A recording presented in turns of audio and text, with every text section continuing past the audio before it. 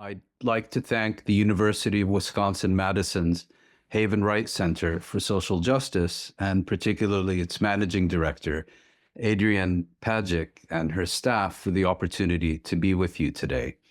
It's a distinct honor to be invited to speak at an institution named after Eugene Havens and Eric Olin Wright, which has a mission to continue their valuable legacy of scholarship and activism for a better world. I've never been to Wisconsin, though I almost ended up applying to your university. As I finished my undergraduate studies some decades ago, I was torn between pursuing a higher degree in either African or Middle Eastern studies. I was slightly more motivated to pursue the former, and the University of Wisconsin-Madison was already then a leading center for the study of African history and my first choice in that field. As it happened, some of my best friends a year or two ahead of me had landed in the Center for Contemporary Arab Studies at Georgetown University and persuaded me to apply there as well. Too lazy to fill out 2 applications. I think my Georgetown application arrived less than an hour before the final deadline. It was an opportunity missed. And so for this and a number of other reasons, the topic of my talk today is Gaza Apocalypse, Causes and Consequences. Given recent developments and their implications for not only Israel and the Palestinians, but for the region and indeed the international system as a whole, I will today focus primarily on consequences, and I may also keep my presentation a bit on the shorter side to allow more room for discussion and answering your question. With that having been said, I will start with a few words about the causes. Clearly, the current crisis in the Middle East erupted on the 7th of October, 2023, a few days short of a year ago, with Hamas's unprecedented offensive into southern Israel. That's indisputable. Yet just as clearly, history did not suddenly commence on that day. It is a crisis that had been years, if not decades, in the making. Take, for example, the Gaza Strip. Gaza City is, or was, indeed one of the oldest cities on Earth. But no territory known as the Gaza Strip existed before 1948.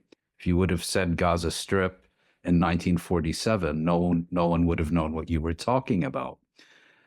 It is a territory that was formed as a direct result of the mass expulsion of Palestinians from their homeland, known as the Nakba during the 1947-1949 Palestine War. The Nakba, of course, being the flip side of the establishment of Israel as a Jewish state.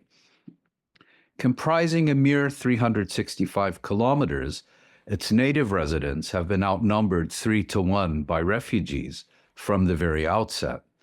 But refugees doesn't quite capture it because most of them, many of them at least, live within spitting distance of their original homes, denied the right to return to them. Because unlike many other such states, Israel seeks not so much to exploit the Palestinians as it is determined to replace them. This strategic objective also explains what the Harvard scholar Sarah Roy, one of the leading specialists on the Gaza Strip, has termed Israel's policy of de-development since it occupied the Gaza Strip for the second time since 1967. De-development is less a policy of exploiting the territory's labor and resources, though that certainly occurred as well. Its primary objective has been to make the prospect of development now or in the future an impossibility. These issues were not addressed by the Oslo Agreements of 1993 and the developments and the negotiations over the subsequent 3 decades. Oslo is often presented as a framework, a blueprint for a 2-state settlement of what is conventionally known as the Israeli-Palestinian conflict.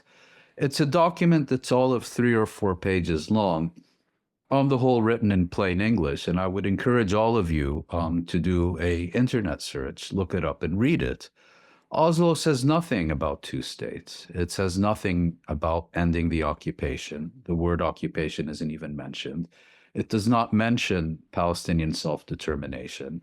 It lays forth no basis for the resolution of the core issues that separate Israelis from Palestinians, and rather was a framework for Israel to reconfigure its relationship with the Palestinians with the ultimate aim of consolidating its control over them. And what we saw throughout the 1990s was that Israeli settlement expansion not only continued, but continued at an accelerating pace rather. There was absolutely no indication throughout the 1990s that Israel had any intention of withdrawing to the 1967 borders or dismantling its settlements. The key architect of Oslo on the Israeli side, Yitzhak Rabin, who was assassinated by an Israeli extremist for having signed the accord, never publicly voiced any support for the establishment of a Palestinian state. And of course, after his assassination, he was replaced by none other than Benjamin Netanyahu, Israel's current prime minister, who ran on an explicit program of preventing the development of Oslo into a two-state framework. And it was in this broader framework that Oslo began to collapse, and we saw in 2000 the eruption of what is known as a second intifada, and with it, the rise of Hamas to a preeminent position in the Palestinian political arena. And after the 2000 Camp David summit, held between Israel and the Palestinians under the auspices of President Clinton, after that clarified that a genuinely sovereign Palestinian state on 22% of mandatory Palestine was not on the US-Israeli agenda, and the West Bank and Gaza Strip once again erupted in rebellion, Israel dispensed with even the charade of Oslo's permanent status negotiations, which were supposed to be concluded before they even started, according to Oslo's timeline.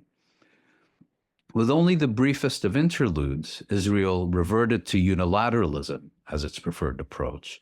Henceforth, issues in dispute with the Palestinians would be resolved by Israel and Israel alone through the application of naked force and power, and on terms dictated solely by Israel's strategic objectives. This was particularly evident in the Gaza Strip, where under Ariel Sharon, Israel categorically refused to coordinate what it called its 2005 disengagement from the territory with the Palestinian Authority. It did so, moreover, in the full expectation that the Gaza Strip would come to be dominated by Hamas, thus furthering Israel's goal of Palestinian fragmentation and division. And here I would just like to address an issue that has been in the media quite a bit during the past year, is there's no love lost between Israel and Hamas, but Israel sees Hamas as a vehicle for Palestinian fragmentation. In other words, despite its opposition to Hamas, it preferred a situation in which the Palestinian political system was fragmented and divided than one in which it would be unified, even under a leader who was more to its liking. And this is not some nefarious policy that is a brainchild of Benjamin Netanyahu. Every Israeli prime minister since Ariel Sharon has pursued this policy, including many of those who are now most vociferously critical of Netanyahu for this policy. Once Hamas did seize power in the Gaza Strip in 2007, this is after it won the 2006 legislative elections and was essentially denied the opportunity to rule, The seizure of power served as a pretext for Israel to tighten its punishing blockade and also for periodic military campaigns, termed mowing the lawn by Israeli planners, to keep the Gaza Strip weak, isolated, and permanently off balance. In the words of Sharon confidant Dov Weissglass, speaking in 2006, 1 year, in fact, before Hamas took control of the Gaza Strip, and I quote, "The idea is to put Gaza Palestinians on a diet, but not to make them die of hunger," end quote. A team of specialists in the Israeli military duly calculated the daily number of calories Palestinians would require to fulfill this policy. As multiple crises enveloped the Arab world in 2011, 2012, the revolutions in Tunisia, Egypt, the eruption of war in Syria and elsewhere in the region, the Palestinians all but disappeared from the regional and international agenda. Their cause reappeared, if at all, as window dressing for US engineered Arab-Israeli normalization agreements designed not to promote a resolution of the question of Palestine, but rather to further marginalize the Palestinians and leave them permanently at Israel's mercy. It is against this background that we should understand Hamas's determination on the 7th of October of last year to irrevocably shatter the status quo. The timing of Hamas's attack remains somewhat of a mystery. That it came on the 50th anniversary to the day but one of the joint Egyptian-Syrian offensive that set off the October 1973 war and irrevocably shattered the previous status quo may be an explanation. But given that the 2023 attacks would have been at least a year or two in the making and would additionally have required extensive preparatory measures once the decision to launch them was taken, it seems reasonable to dismiss the notion that their planning was solely a response to the policies of Israel's current government, or that they were undertaken on account of a specific incident during the preceding months.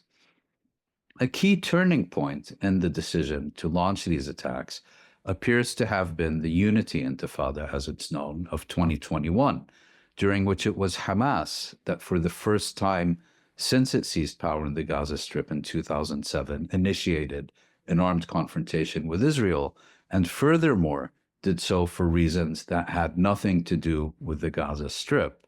Yet ultimately, this changed nothing, just as the Great March of Return a few years previously had changed nothing. And this, in my view, would have persuaded Hamas it needed to conduct a significantly more spectacular action.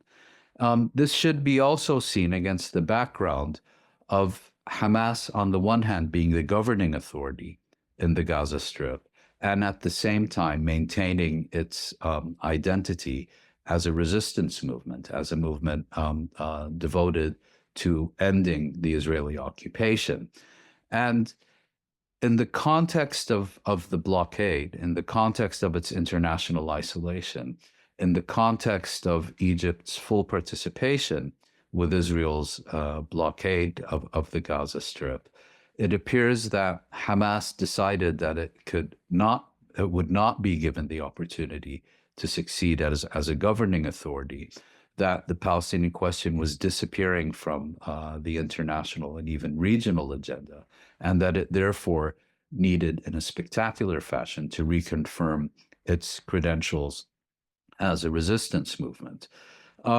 And I think the Trump plan in this respect, its From Peace to Prosperity plan, unveiled by its chief Middle East specialist, Prince Jared of Kushner, in 2020, is quite indicative in this respect. It essentially kicked the can forward on a Palestinian state to eternity, gave Israel an unconditional right to annex unilaterally up to a third of the West Bank, and once again placed Israeli unilateralism at the core of Israel's dealings with the Palestinians.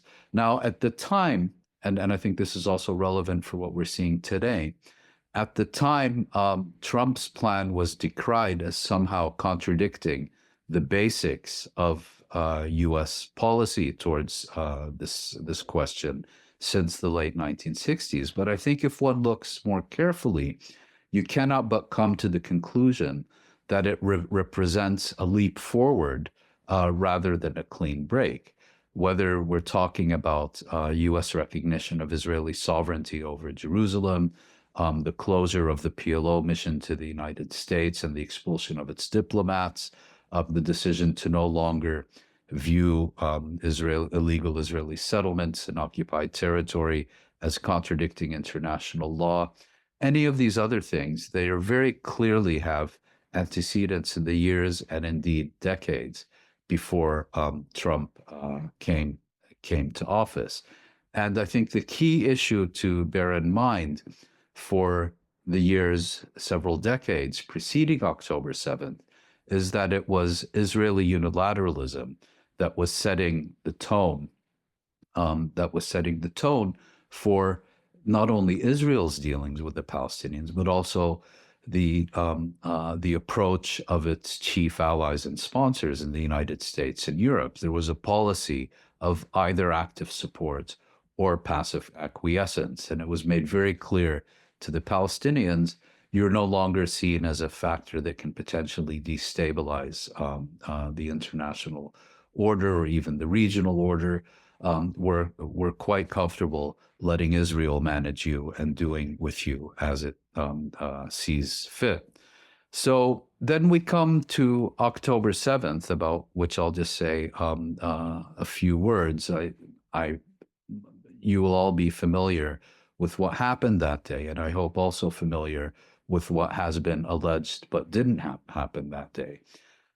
It was a mass offensive into southern Israel. It's indisputable that atrocities were committed on that day, but many of the most lurid stories that we've been told of mass rapes, of babies being roasted in oven and hung from clotheslines and so on, the 40 beheaded babies and so on, there is absolutely no evidence any of this ever happened. But there's, I think, quite convincing evidence that from the very outset, these lurid stories were deliberately promoted in order to rationalize and legitimize and justify what would come next. And the other aspect I think we need to bear in mind is that on October 7th, Hamas recognized that if it wanted to inflict a body blow onto the Israeli consciousness, it could not just go into population centers and massacre people and leave. It had to target and effectively target Israeli military assets. And therefore, the primary Israeli Hamas objective on October 7th was to knock out so-called Gaza division, that division of the Israeli military, which was tasked with keeping the Gaza Strip and the Palestinians in it in their place. And that was probably its most successful achievement on that day. So what we saw on October 7th was not only this unprecedented invasion, if I can call it that way, of Israeli territory for the first time since 1949 by Hamas, its weakest opponent operating from the smallest territory. This wasn't Hezbollah, for which Israel had been preparing since 2007. And what Hamas did on October 7th shattered Israel's security doctrine. Israel's security doctrine consists of several elements. Most importantly, it is that wars need to be short, decisive, and fought on enemy territory. The second aspect of that is that Israel is capable of ensuring its own security by itself without foreign assistance, except perhaps for weapons deliveries. So all of that was thoroughly shattered on October 7th and in the years since then. The war has been neither short nor decisive, nor fought exclusively on enemy territory. And if one looks at the extraordinary dependence that has been revealed of Israel on the U.S., but not only on the U.S., for its ability to fight, for intelligence support, for weapons deliveries, for vetoes at the UN Security Council, and so on. It's also abundantly clear that Israel is simply incapable of ensuring its own security by itself because it is so utterly dependent on the support it is getting from abroad.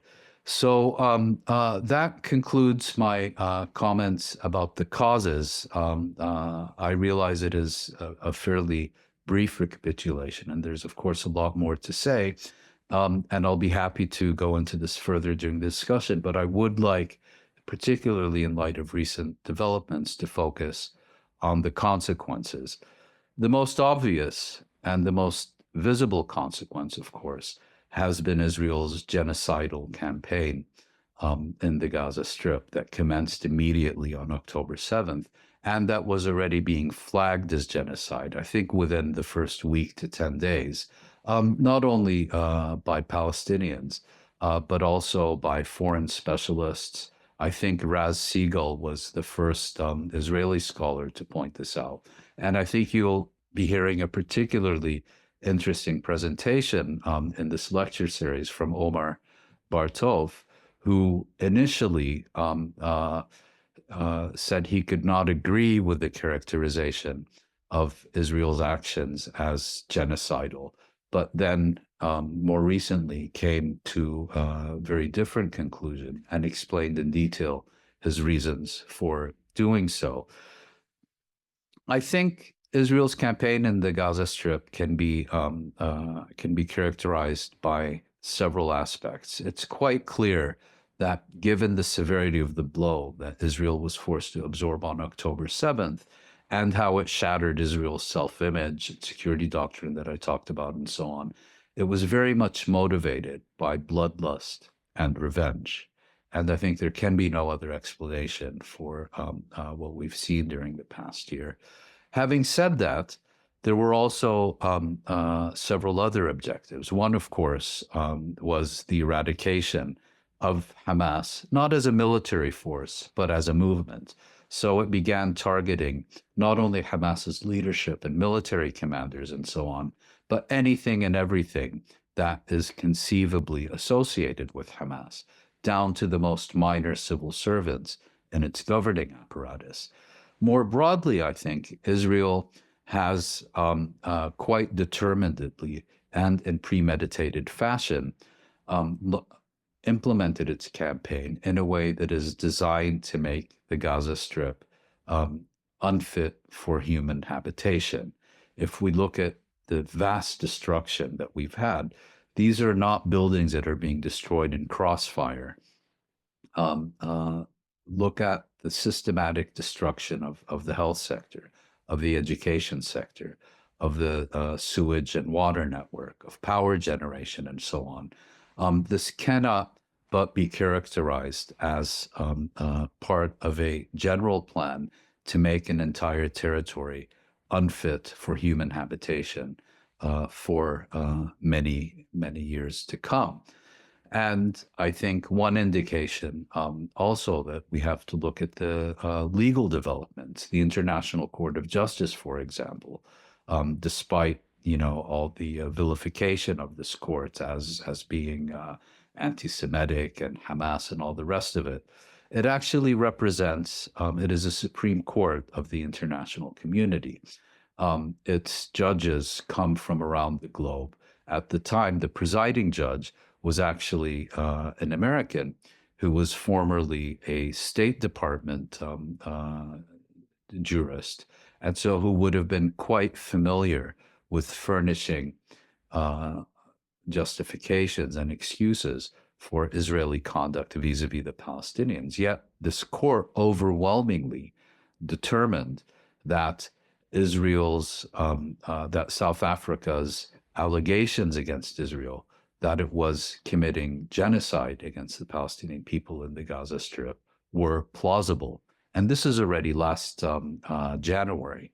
So this is, within months of Israel launching campaign with an intensity that is described as unprecedented since the Second World War, the court overwhelmingly found that South Africa had presented a plausible case and is therefore going to hold full hearings on this issue.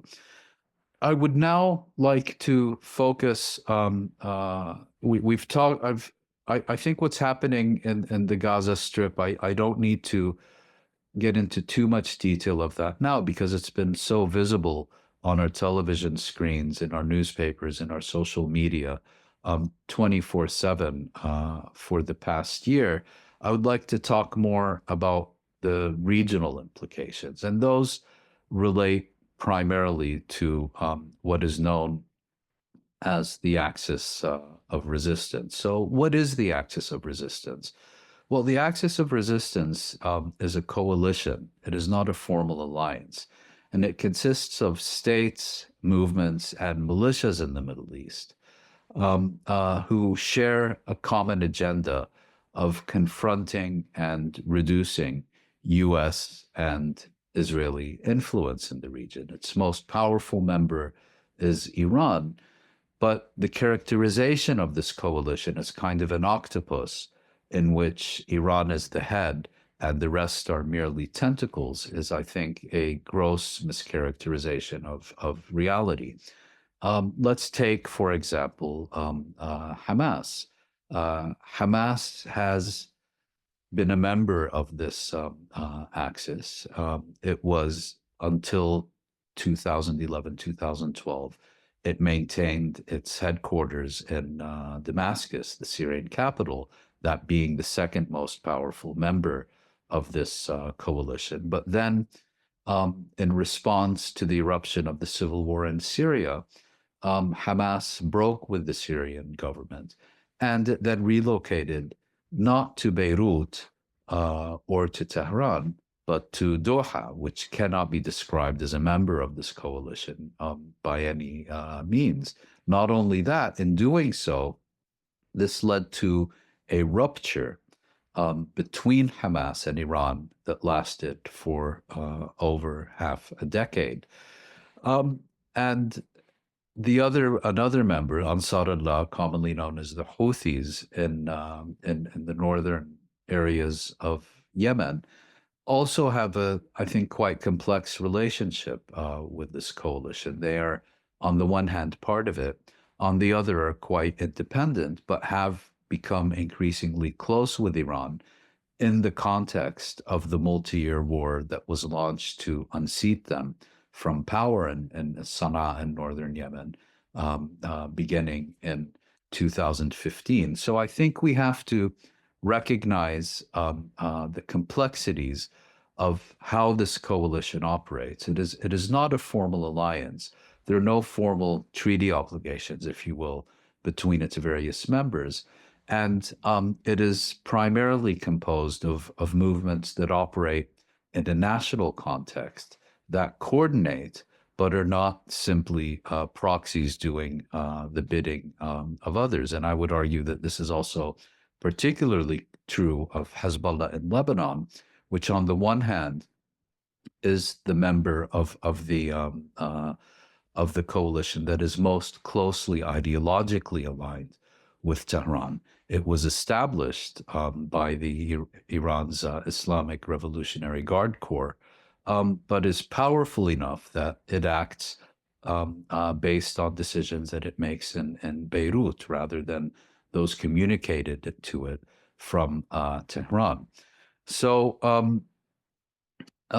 how did the axis of resistance respond on October 7th? Well, it's become abundantly clear and confirmed by both Israeli and US intelligence that Hamas, on October 7th, neither acted at the instructions of the coalition or of Iran, nor even coordinated its actions with its fellow coalition members. In other words, Hamas in Gaza was acting more or less unilaterally based on its own priorities and its own agenda. And in doing so, more or less took its coalition partners by surprise. This being the case, I think it's quite clear that much of what we've heard that during the past year, Hamas, that on October 7th, Hamas was hoping to unleash regional a regional war against Israel doesn't make sense, because Hamas must have understood that just as it prioritized its own interests without even coordinating with its coalition partners, that the others would be doing the same. And this is why, for example, Hezbollah in Lebanon did not immediately seek to launch a similar invasion in northern Israel, why the Houthis took almost over a month to begin involvement themselves, and why Iran has tried very hard to stay out of this conflict. But nevertheless, once this conflict erupted, it did create a sense of pressure, a sense of obligation, if you will, on the other members of the coalition to begin acting. And the first to do so was Hezbollah, which on October 8th of last year began launching rocket attacks on Israeli positions, actually not within Israel proper, but on small parts of Lebanon that remained under Israeli occupation. And on that day, we began to see the development of a gradually escalating conflict between Hezbollah and Israel. And I'll get back to that in a second, because I think the other major development whose significance is often misunderstood is when the Houthis in Yemen began their campaign. They began targeting first Israeli shipping that was seeking to pass through Bab el-Mandab, the maritime choke point, which leads to the Red Sea, and then the Suez Canal, and then basically upped the ante of targeting any shipping that was going to be visiting Israeli ports. And after that, more or less any shipping that was seeking to use Bab el-Mandab. This turned what had first been an Israeli-Palestinian and then a regional crisis into an international crisis, because something between 10 and 15% of daily global trade passes through the Suez Canal. Huge amounts of oil, many goods coming from South and East Asia going to Europe for just-in-time supply chains and so on. And so the Houthis actually, although they have physically attacked and I think sunk a few ships, they didn't need to cause any damage. They merely needed to create that risk, forcing commercial ships to seek to avoid the Suez Canal and go around the Horn of Africa on a much longer and much more expensive trajectory in order to directly affect global trade. And that led the US and the UK to deploy a naval task force to the Red Sea, known as Operation Prosperity Guardian, and to begin bombing campaigns against Yemen, trying to force it to cease and desist, which of course has been a failure. But it is in this context, I think, that we begin to see the gradual development of an Israeli strategy. I was pointing out earlier how if one looks at Israel's response to October 7th and its actions in the Gaza Strip, yes, these have landed it before the International Court of Justice on charges of genocide. And yes, there has been a clear attempt to make the Gaza Strip unfit for human habitation. You have advisors to the Israeli cabinet saying that creating the conditions for epidemic disease should be a war goal and so on. You have the siege, the prevention of food, the rise of hunger, and all the rest of it. But it doesn't really amount to much of a regional strategy.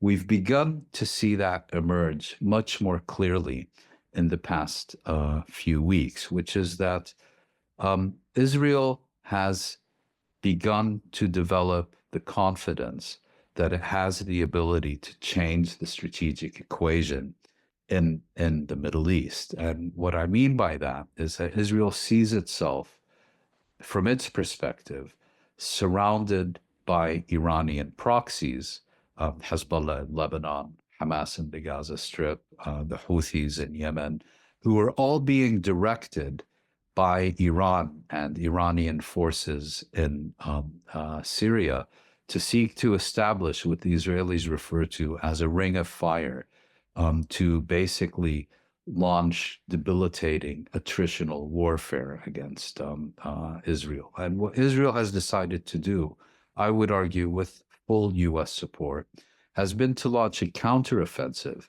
the purpose of which is to dismantle this coalition piece by piece. Now, there's a key issue here is that all of those in the axis of resistance who have been launching attacks against Israel have, from the very first day, said very clearly that their sole motivation is to increase the costs of this war upon Israel so that Israel accepts a cessation of hostilities in the Gaza Strip, and that the moment Israel would do so, they would lay down their arms and cease their attacks. So Israel's response has been twofold. First, to seek to force these movements to delink themselves from the Gaza Strip. In other words, it wants to force Hezbollah in Lebanon, the Houthis in Yemen, and others to no longer tie their own actions to what Israel is doing in the Gaza Strip. And second, it seeks to dismantle through mortal blows each of these coalition members so that they can no longer no longer function as a coherent coalition. And the ultimate objective here, I believe, is regime change in Iran. Because if, from Israel's perspective, you see this as basically an octopus, well, then the best way to neutralize the tentacles is to smash the head. And that is what I think that we're seeing now. We've seen the attacks on very determined and very successful attacks, of course, on Hezbollah during the past 2 months. It took out virtually the entirety of its senior military command and then managed to assassinate its general secretary, Hassan Nasrallah, believing it had dealt a mortal blow against Hezbollah, announced that it was beginning an invasion of Lebanon, massive bombing throughout southern Lebanon, the Bekaa Valley, the southern suburbs of Beirut. And then, in addition to that, a few days ago, as some of you may have seen, Netanyahu gave an address in which he promised the Iranian people that deliverance was coming and would be arriving sooner than you might think. It is this that I think set off alarm bells in Tehran and led them to the conclusion that the price of inaction, as some analysts have put it, would prove to be higher than the price of action. And it is in this context, I think, that Iran unleashed its missile barrage on Israel yesterday to basically say this far and no further. I mean, what has characterized Iran's role in the axis of resistance is that it has only gotten directly involved in response to direct Israeli attacks on its own territory and interests, unlike Hezbollah or the Houthis, who have responded in explicit solidarity with the Palestinians. And now I think we're at a particularly dangerous moment as a result. Israel has essentially successfully provoked Iran into becoming directly involved in this conflict. I believe that Israel has an agenda, it has had an agenda for many years, to seek to engineer a direct military clash between the United States and Iran. And the developments over the past 24 hours may very well have laid the basis for that. Now, one could argue that it is simply not in the U.S. interest to do so in an election year, particularly during the final weeks of an election campaign. But I don't think that the Biden administration has the smarts to stay out of it, particularly given that you have several key figures in the Biden administration, such as National Security Advisor Jake Sullivan and Middle East head in the NSC, Brett McGurk, who would, I think, be quite keen to see the United States play this role. And therefore, the next few weeks, arguably the period between now and January of next year, represents a particularly dangerous moment, given that neither Israel nor Iran is going to back down, and the United States is simply unprepared to use its extraordinary influence and leverage over Israel to prevent this five-alarm fire from breaking out. It leads one to believe that the U.S. is not only unwilling to stop Israel for whatever reasons, but is increasingly coming to a position where it is fully on board with the Israeli agenda because it believes it can be achieved. I think for the United States, the only clear red line is Israeli failure. That is something that it will not allow to happen for geopolitical reasons. The other problem, I think, for this agenda is that if Israel's approach is that the road to Tehran leads through the southern suburbs of Beirut, Lebanon has historically functioned as a graveyard for Israeli and American hubris. I would recall Israel's 1982 invasion, which was presented as Operation Peace for Galilee, whose purpose was to push PLO artillery 40 kilometers away from the Israeli-Lebanese border, but was in fact entitled Operation Big Pines, with a much larger strategic agenda of reconfiguring the Middle East, of expelling the PLO, from destroying the PLO in Lebanon, installing a phalangist president who would then expel the Palestinians from Lebanon,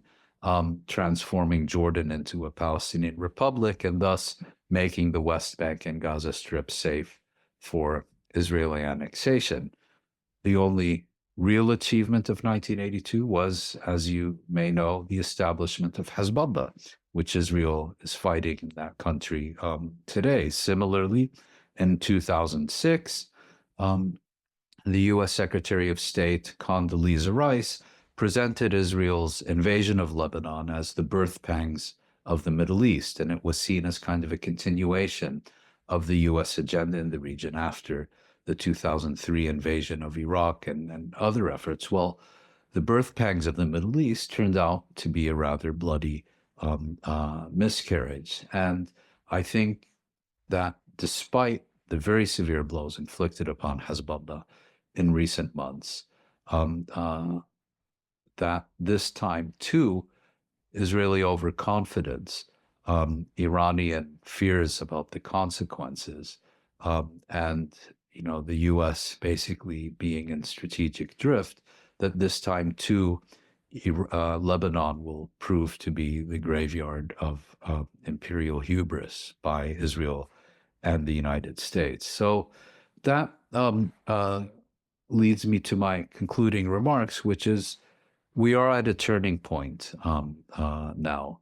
I like to, in this respect, recall an anecdote about Israel's former defense minister, Moshe Dayan, who, full of hubris after Israel's decisive victory in June 1967 over the three surrounding Arab states, was speaking to a group of Israeli veterans. and stated, if I have to choose between Sharm el-Sheikh without peace, Sharm el-Sheikh being the resort in the Israeli-occupied Egyptian Sinai Peninsula, if I have to choose between Sharm el-Sheikh without peace or peace without Sharm el-Sheikh, I choose Sharm el-Sheikh without peace. 2 years later, of course, Egypt, in a matter of hours, managed to cross the Suez Canal, dismantle the purportedly impregnable Bar-Lev line on the western bank of that canal, and send a shockwave through the Israeli state and its elites and its conceptions of its own security. By the end of the decade, that led to Israel relinquishing its control over the Sinai Peninsula and returning it to Egyptian sovereignty. And in fact, the architect of this agreement was none other than the same Moshe Dayan. And the groundwork for it had been laid also by Henry Kissinger, who had been similarly dismissive of efforts by Egypt in the early 1970s to seek a peace agreement, even a separate peace agreement with Israel in order to seek the return of its occupied territories. I don't think we can make similar conclusions about the impact of October 7th, but I do think we are at a decisive turning point now in the contemporary Middle East, which is based on the level of Israel's ability to implement its strategic agenda, with, unfortunately, the full support of the United States. We will, I believe, in the coming years, see either the return with a vengeance of Israeli unilateralism to seek to resolve the Palestine question exclusively on its own terms, once and for all, or alternatively, the beginning of the end of the project of Greater Israel. Thank you very much.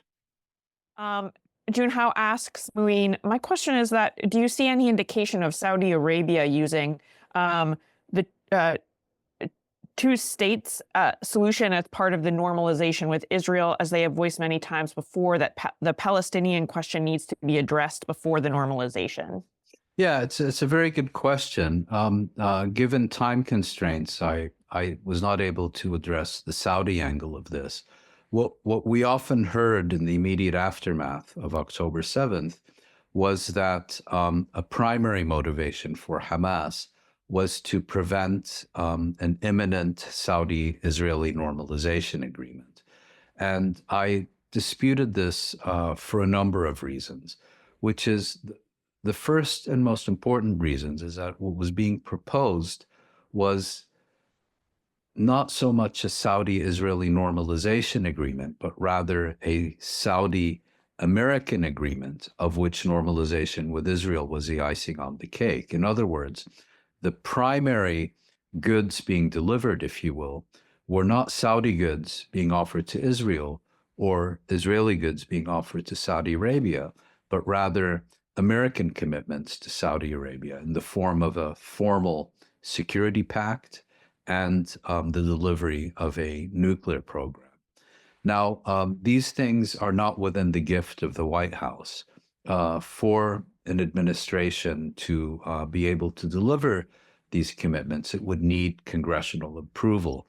And there's very little indication that either Trump or Biden or whoever is next will be able to generate sufficient congressional votes for a variety of reasons for the U.S. to be able to make those commitments to Saudi Arabia. But even if so, Saudi Arabia in the period before October 7th required a number of gestures, however cosmetic they may be, from Israel towards the Palestinians as kind of window dressing for this agreement. So it could claim that, unlike, the Emirates or Bahrain, it had not simply abandoned the Palestinians and given Greater Israel a Haddad certificate.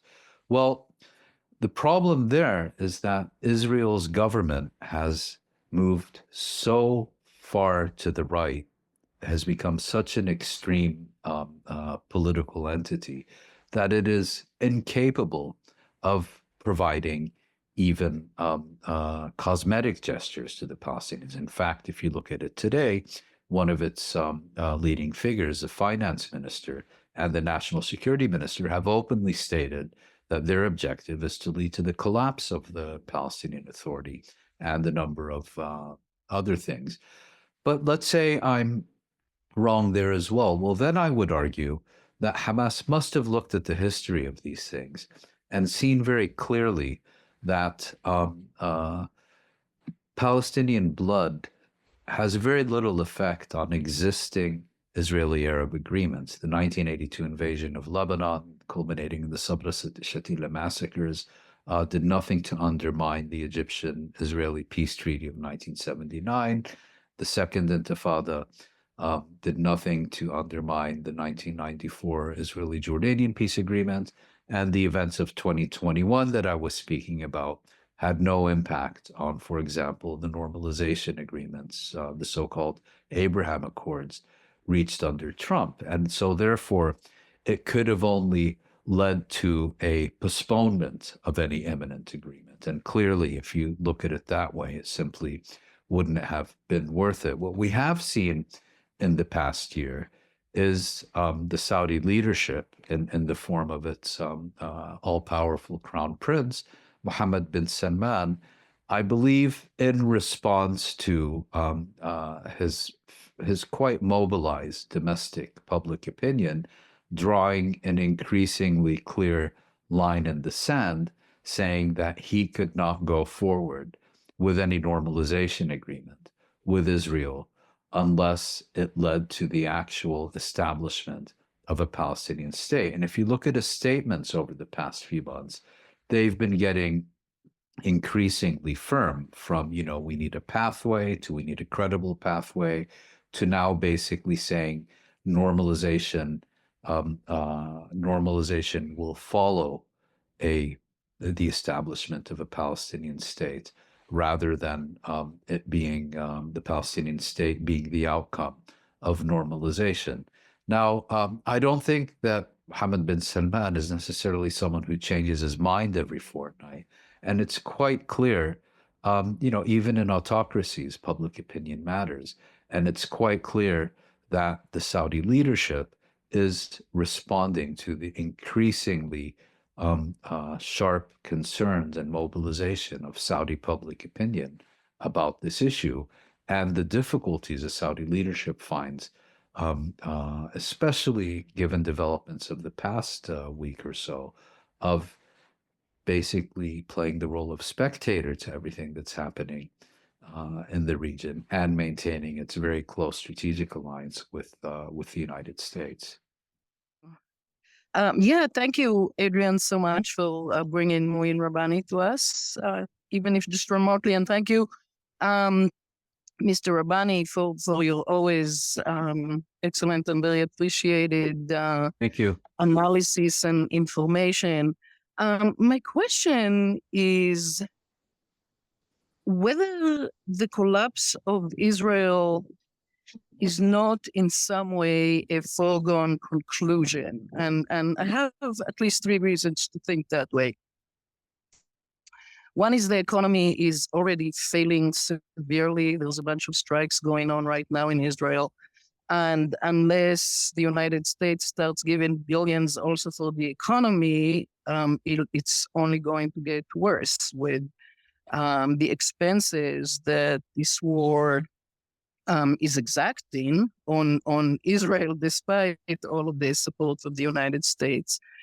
The second one is, as of course you know, part of the reason Sharon had to withdraw from Lebanon in 1983, if I'm not mistaken about the year, was the loss of Israeli lives and the demands from within Israel to withdraw from Lebanon. And so as Israeli fatalities grow, and I don't know if you know how many Israeli soldiers have died. I have not found any source for that, but surely quite a few have.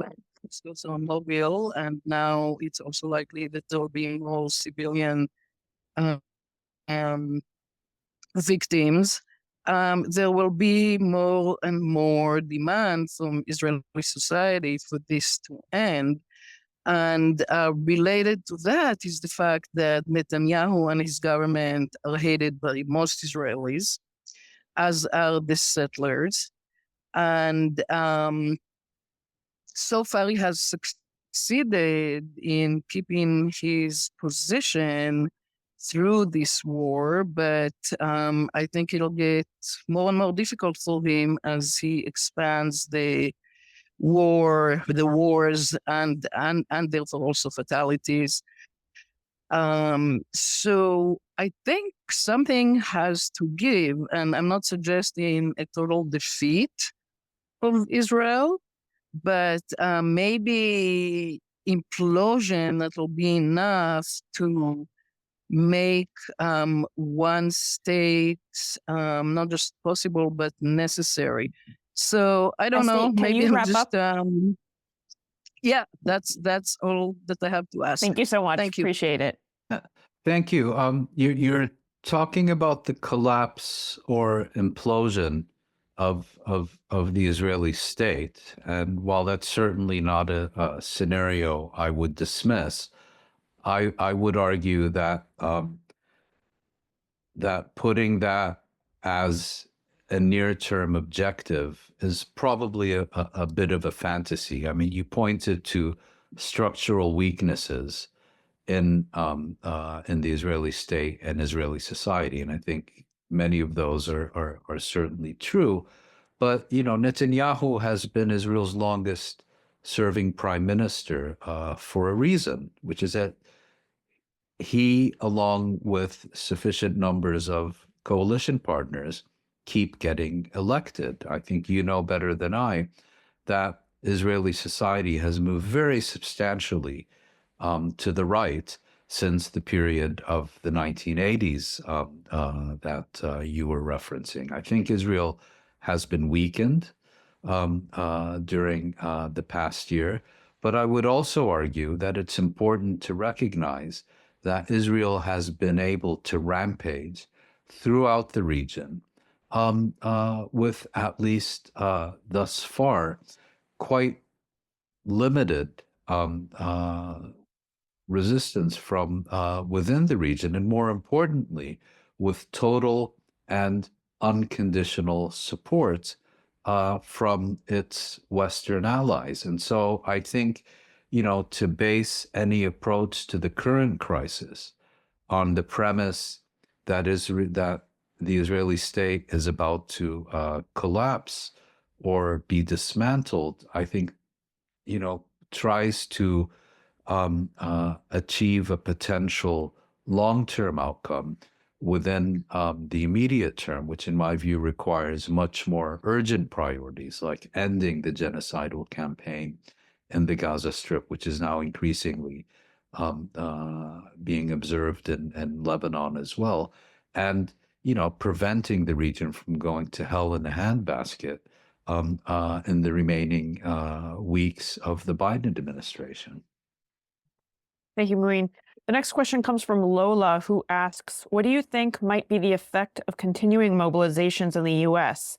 Could that impact the trajectory you are seeing in U.S. policy? In other words, what can be done? Well, I think, I should preface my response by saying that I never in my lifetime imagined that I would have been seeing this extraordinary display of solidarity with the Palestinian people in opposition to Israeli policy that we've witnessed during the past year. I mean, when I was in college in the 1980s, universities were bastions of support for Israel and its policies, and this in the immediate aftermath of the invasion of Lebanon and the Sabra Shatila massacres. So it's been an absolute sea change that I never expected to see in my lifetime.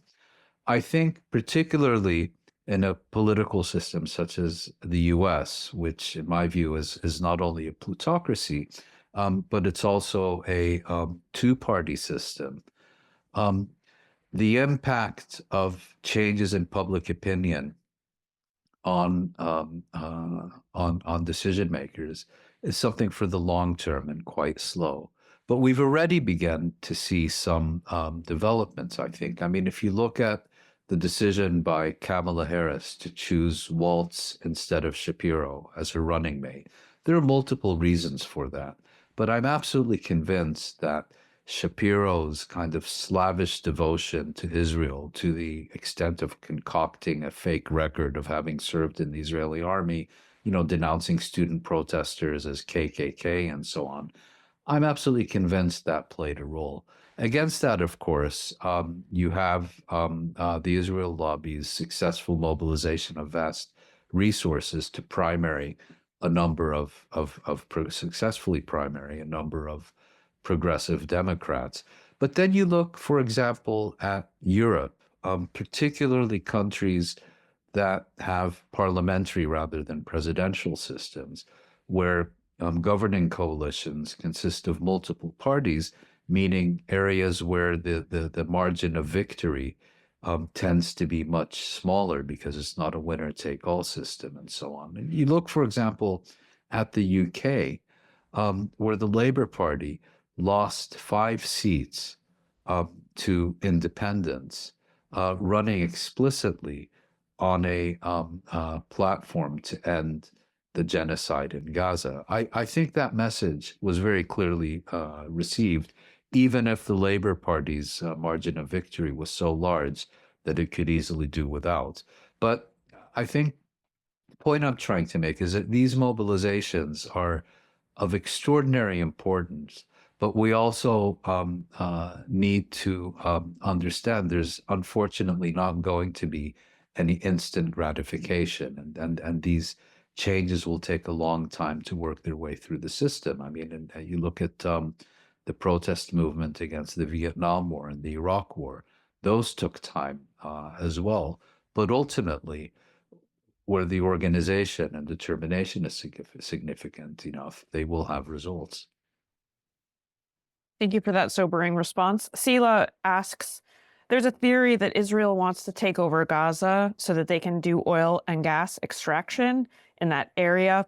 What do you think, Mouin, about the veracity of such a claim? I'm not too convinced. Some people have suggested that Israel is motivated by its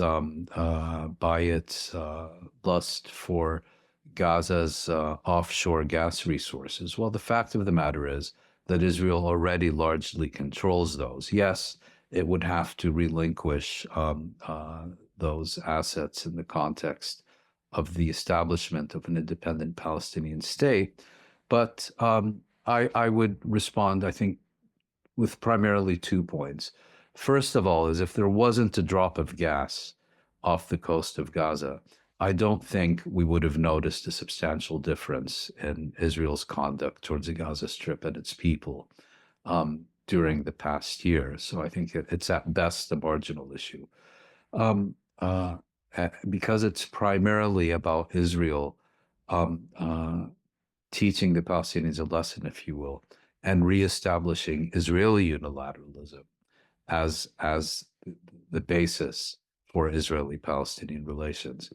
Secondly, I think if you take into consideration the recent International Court of Justice advisory opinion on the illegality of Israeli rule in the occupied territories and the potential legal exposure this provides to anyone who assists Israel in the exploration, marketing, or consumption of Palestinian resources, it's going to be very difficult for Israel to benefit from these oil fields in the way that it may have thought. And thirdly, Israel already has in recent years discovered massive gas fields in the Eastern Mediterranean of its own. So this isn't a situation where Israel either has Palestinian gas or it has no gas of its own.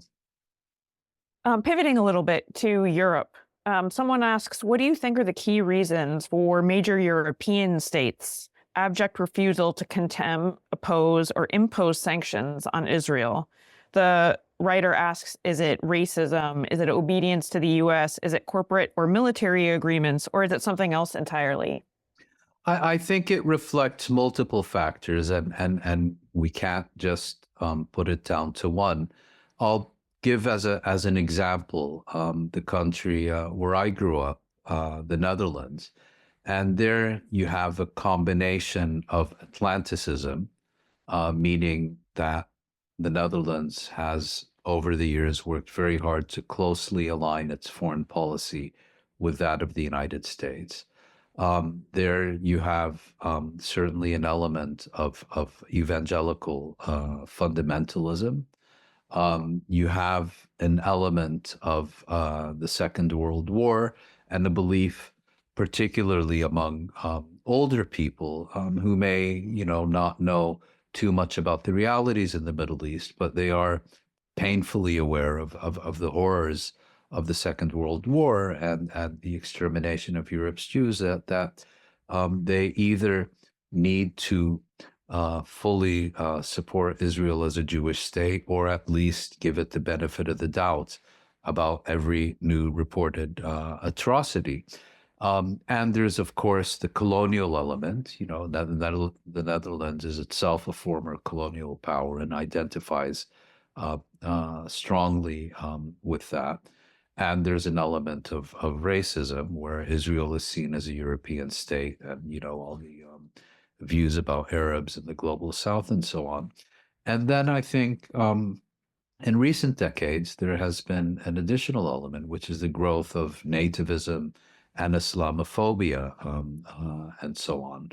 So I think to seek to explain European support for Israel, which is unconditional, and for the most part, of course, there are exceptions. Israeli impunity has become kind of a foundational basis of Western foreign policy towards the Middle East. But these are multiple factors, and I wouldn't reduce it to any one explanation, whether cultural or geopolitical or otherwise.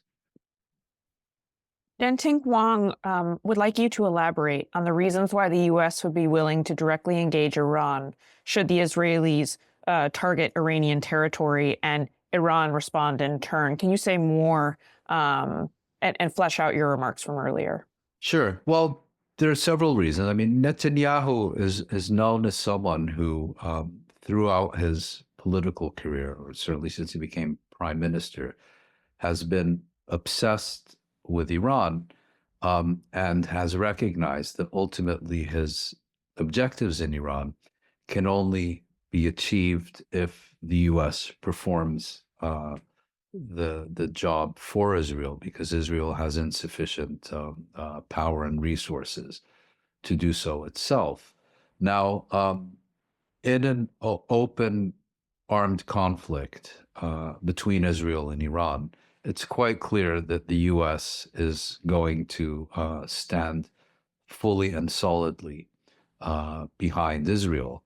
And if Iran begins to, let's say, inundate Israel with missile attacks and so on, it's entirely within reason to suspect that the United States will then choose to assist Israel directly with a military intervention of its own. Because again, the red line for the United States, for a variety of reasons, not least of which are geopolitical ones, the United States will not countenance Israeli failure.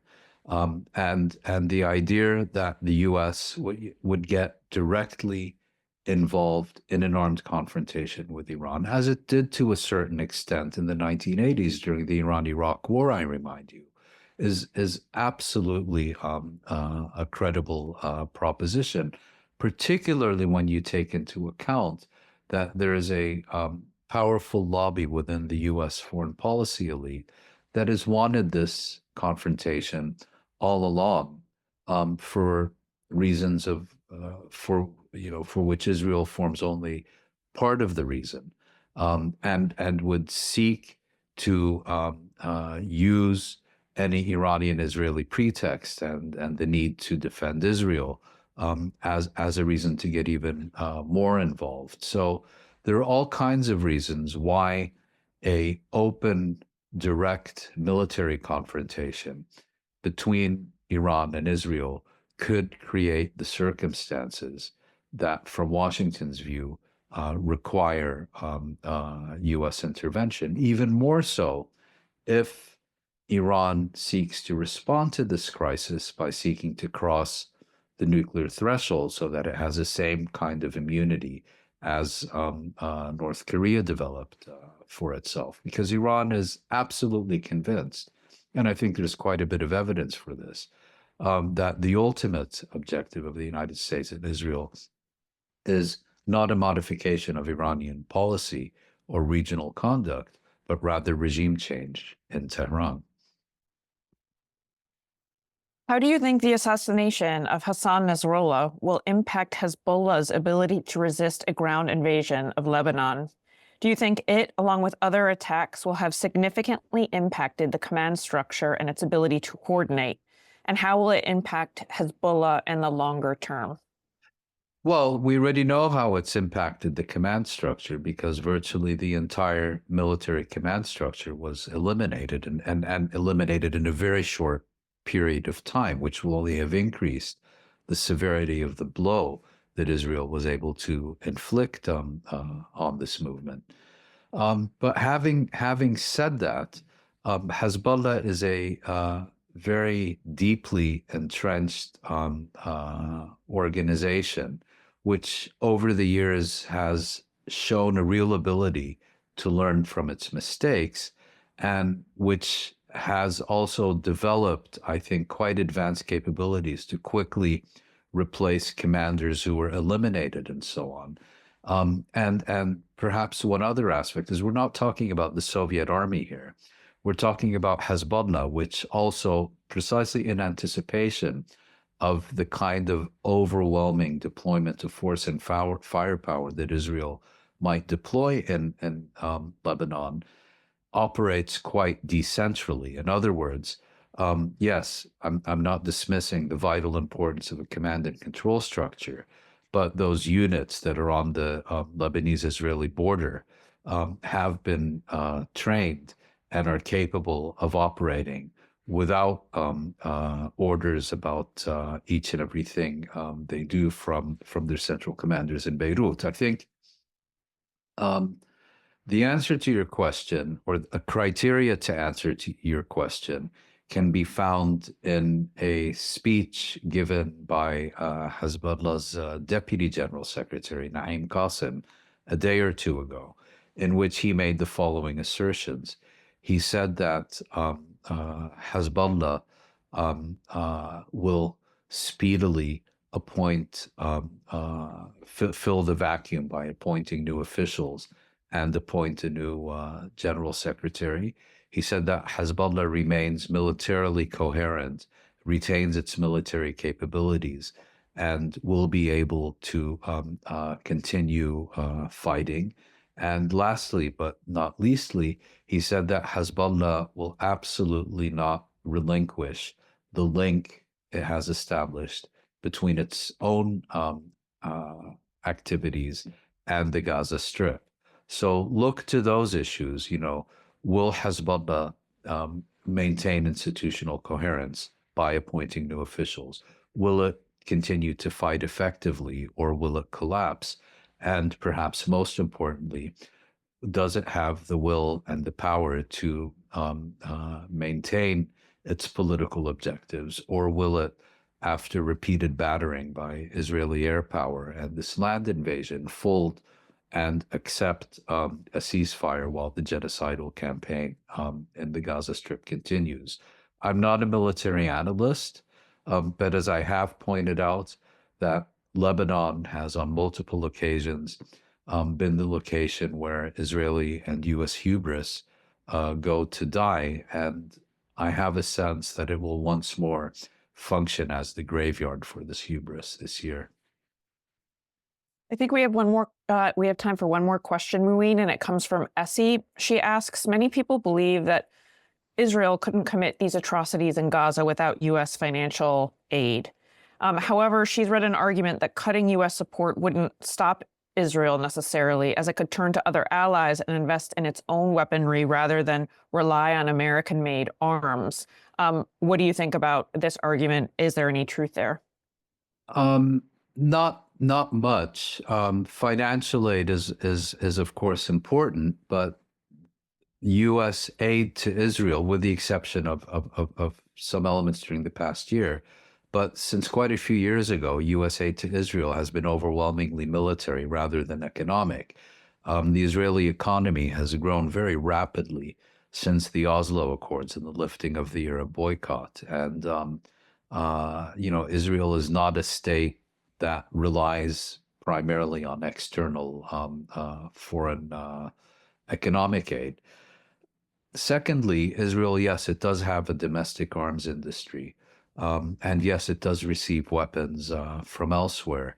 But many of the weapons it uses, particularly key weapon systems, like its fighter aircraft, like these 2,000-pound bombs, like its submarines, like various other key weapon systems, aren't produced in Israel and can't be produced in Israel and require assistance from abroad. But most importantly, you have to bear in mind the power exercised by the United States. Let's suppose for a moment that the United States would tomorrow morning come to the conclusion that Israel has been systematically violating the Leahy Act and that therefore no more weapons can be supplied to Israel until A, B, or C happens. I can guarantee you it would probably take less than 90 minutes for the UK to reach a similar decision. You would find virtually the entirety of NATO, arguably even including Germany, halting their weapons deliveries to Israel. So the U.S. leads in this context by the power of example over its European allies. Sure, Israel will continue producing weapons. It will continue to be able to source weapons from, I don't know, Serbia or other places around the globe.